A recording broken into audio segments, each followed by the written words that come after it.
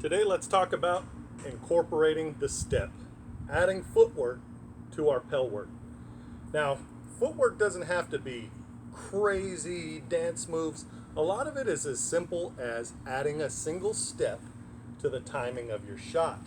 If we started something like your traditional flat snap, you have a very good feel for your range, you have a good feel for the push off of the hips, the rotation of the shoulders, and the snap.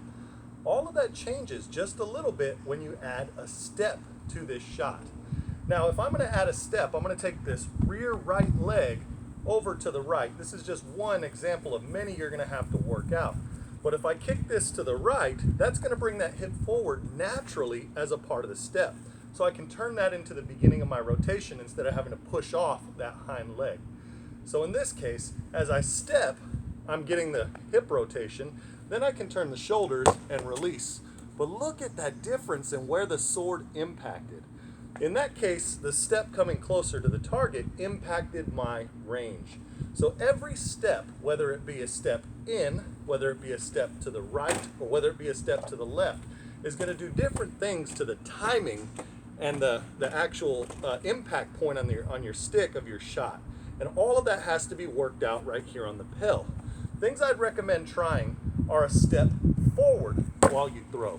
This can be great for closing range quickly, as your opponent is going to be tying up or lifting the defense to block your shot.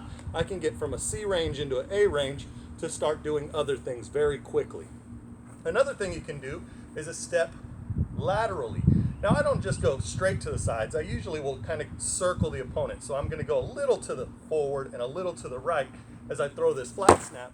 And what that did is it really changed. I'm now way on the back of the head in where I'm hitting, as opposed to my normal strike zone here on the side.